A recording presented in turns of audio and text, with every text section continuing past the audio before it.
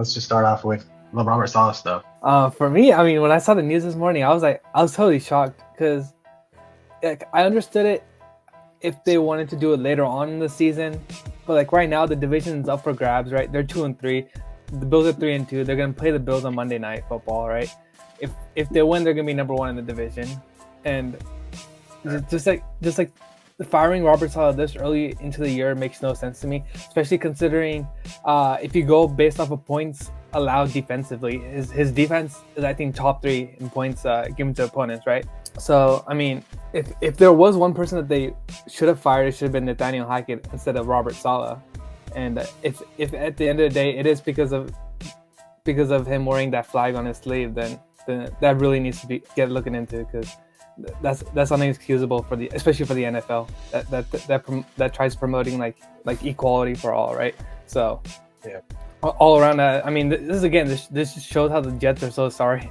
I mean, as far as for like other teams, if they go out and can get Robert Saleh, I think that's an immediate win for them, especially as like a defensive coordinator, because he's a guy that's, I mean, the Jets. I mean, think about it.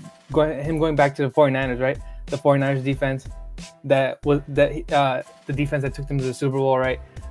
This last, I think, 3 or 4 years that he was with the Jets, like arguably one of the best defenses every single year, right? So I mean, just again, like, especially this early into the season, it absolutely makes no sense. Like, I understand if it was later on in the season, right, where like, okay, they're not gonna make the playoffs, I would agree a little bit more, right? Like, okay, Robert Saleh hasn't shown that he can do it, right?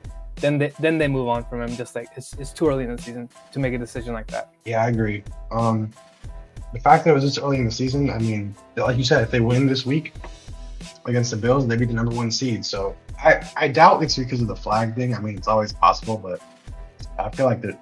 I don't know. I doubt it is. That would be pretty sorry if it was. I had to guess. I don't think so. I will say something interesting is they played this game in London, and the owner of the Jets, Woody Johnson, he has pretty strong connections with London, and that was the game where they just played and they ended up losing, and he probably had a lot of friends at the game. He probably knew a bunch of people that were watching the game, and it was kind of his game to show off his team. And I think the fact that they lost there in London, I think that probably stung a lot. Yeah, but he let go of Saleh. Yeah, but it wasn't like a blowout. I mean, they were in that second half. They really brought the game super close, right? Like, if you look at it, this was probably one of the Vikings' like worst outings of like the season.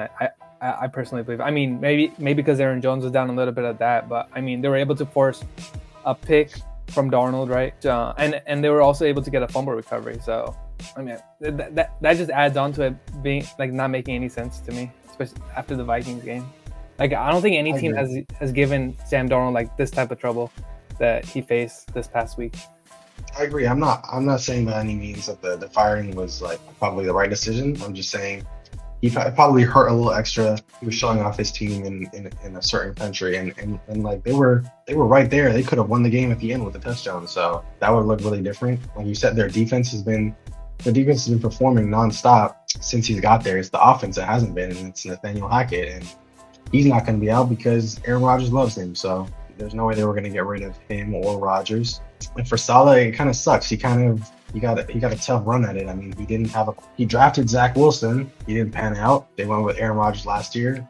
Aaron Rodgers got hurt. Had Aaron Rodgers this year for 5 games. We're 2-3, 1 win away from being the number 1 team in the division. Like you said, I don't get what the team benefits out of firing him right now. I feel like firing him right now, like, how do you go and I feel like it heavily affects their odds of making the playoffs. You make such a big drastic change in the middle of the season for a team that still had playoff life. I feel like it's only hampering your chances of making the playoffs. They must have been. The only way I can understand this, I mean, one, it's just a dysfunctional team is going to do dysfunctional things, and that's what the Jets are. That's how the Jets owner has acted, and I guess it just means they must have had a lot of confidence in that defensive coordinator, who I will say people have liked. The Niners have been linked to him wanting to hire him for the open defensive coordinator position. But at the end of the day, I mean, I don't think it's a good move. I think for a team that still has a chance at the playoffs, for a team where he's only had 5 games with Rodgers up till now, and if anything, the offense is what needs to be better.